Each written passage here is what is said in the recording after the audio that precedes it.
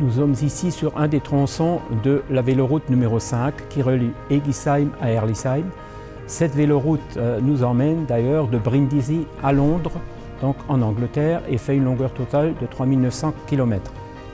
Le tronçon actuel a été financé par le FEDER, donc un financement européen à hauteur de 37%, le département à 53% et les deux collectivités pour 10%. C'est un tronçon particulièrement important parce que c'est une des parties les plus touristiques peut-être de cette véloroute dans notre secteur, puisque nous sommes sur les contreforts des Vosges avec en vue le vignoble, les châteaux forts, tout notre patrimoine, puisque cette véloroute traverse également des cités viticoles, ce qui est très important. 140 km de cette véloroute font partie intégrale également de la véloroute du vignoble alsacien. Alors il était absolument essentiel de réaliser ce tronçon parce que c'était un maillage qui nous permettait de réaliser complètement les 3900 km.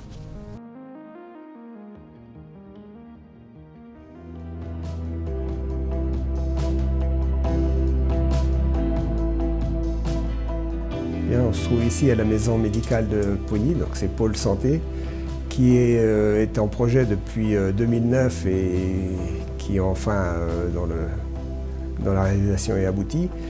C'est une construction quand même d'un coût assez important qui était rendu nécessaire par le départ de 2 médecins généralistes du secteur qui avaient des locaux qui ne pouvaient pas être revendus, donc ça nécessitait de construire quelque chose de neuf.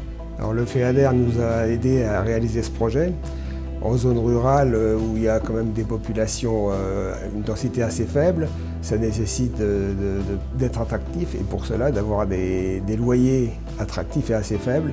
Et le FEADER nous a permis justement de proposer des loyers qui sont à peu près environ un tiers inférieurs à ce que l'on pouvait envisager au départ.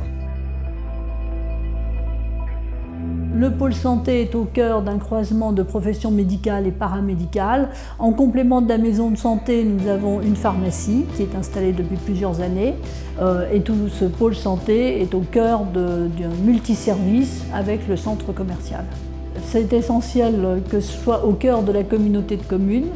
Il faut que ce soit la référence d'attraction de la population qui vient pour d'autres services et qui maintenant reste sur place. C'est une population qui n'est pas sédentaire, qui n'est pas volatile et qui aime sa ruralité. Donc le pôle santé fait partie de cette ruralité à laquelle nous tenons beaucoup.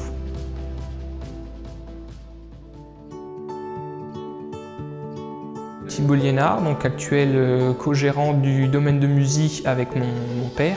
Donc entreprise familiale sur laquelle on cultive vignes et vergers, donc domaine viticole arboricole, environ 11 hectares de vignes et une dizaine d'hectares de vergers, donc essentiellement Mirabelle de Lorraine.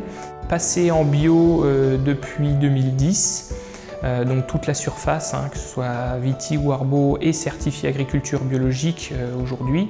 Tout est bien sûr élaboré sur place, que ce soit en termes de vinification, mise en bouteille, et jusqu'à la distillation. On a notre propre atelier de distillation.